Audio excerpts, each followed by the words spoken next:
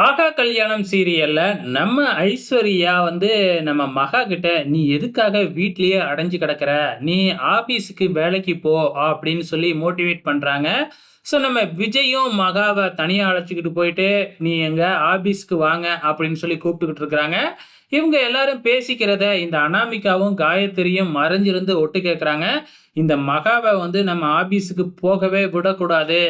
ஏற்கனவே வீட்ல மகா சொல்றத தான் எல்லாம் கேட்குறாங்க. இப்ப ஆபீஸுக்கும் போனா அவ்வளோதான், நம்ம டம்மி பீஸ் ஆயிடுவோம் அப்படின்னு சொல்லிட்டு எப்படியாச்சும் மகா ஆபீஸுக்கு போக விடாம பண்ணணும் அப்படின்னு திட்டம் போட்டுக்கிட்டு இருக்கிறாங்க. இங்க மகா வந்து பார்த்தீங்கன்னா, ராஜலட்சுமி அத்தைகிட்ட பர்மிஷன் கேட்கணும். அவங்க ஓகேன்னு சொன்னா தான் நான் போவேன் அப்படின்னு சொல்லியிருக்கிறாங்க. எல்லாருமே உட்காந்து சாப்பிட்டுட்டு இருக்கும்போது, நம்ம மகா ரொம்பவுமே தயங்கி தயங்கி போயிட்டு ராஜலட்சுமி கிட்ட, இந்த மாதிரி நான் ஆபீஸ்க்கு போலாம்னு இருக்கேன். டிசைனிங் போஸ்ட்ல ஜாயின் பண்ணலாம்னு இருக்கேன். ஏற்கனவே எனக்கு வந்து அந்த போஸ்டிங் சூர்யா சார் குடுத்திருந்தாப்ல அப்படின்னு சொல்லி கேட்கறாங்க. கம்முனு இருந்திருந்தா நம்ம ராஜலட்சுமியே வேணாம் அப்படின்னு தான் சொல்லியிருப்பாங்களாட்டுக்கு. ஆனா இந்த காயத்ரி இருந்துகிட்டு சும்மா இல்லாம ஏந்திரிச்சு, "அதெல்லாம் இல்லவே இல்ல. நீ போயிட்டா இங்க வீட்ல இருக்கிற வேலையெல்லாம் யாரு செய்வா?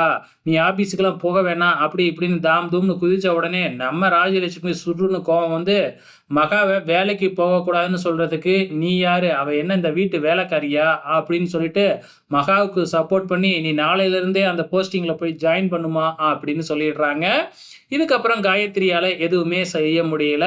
மறுநாள் வந்து பார்த்தீங்கன்னா, நம்ம மகா வந்து ஆபீஸ்க்கு கிளம்பி போய்க்கிட்டு இருக்கிறாங்க.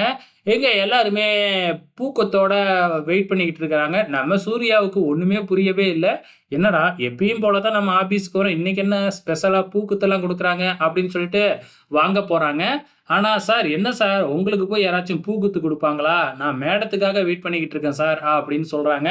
"மேடமா? யாரு அம்மா வராங்களா?" அப்படின்னு சொல்லி கேட்கும்போது, "இல்ல, இல்ல சின்ன மேடம் வராங்க" அப்படின்னு சொல்லிக்கிட்டு இருக்கும்பொழுதே, நம்ம மகா ஆட்டோவுல வந்து இறங்குறாங்க.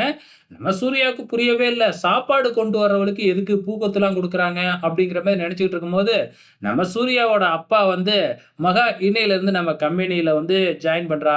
அவளுக்கு மாசம் ரூ. 1,00,000 சம்பளம். 10 வருஷம் கான்ட்ராக்ட் போட்டுறலாம்." அப்படிங்கிற மாதிரி சொல்லிக்கிட்டு இருக்கிறாங்க. நம்ம சூர்யாவுக்கு அவ வீட்ல இருக்கும்போதே வச்சு செஞ்சுகிட்டு இருப்பா. இப்ப ஆபீஸ்க்கு வேறயா வந்துட்டாளே! நம்மள என்ன பாடுபடுத்த போறாளோ! அப்படின்னு பயந்துகிட்டு இருக்கிறாப்ல.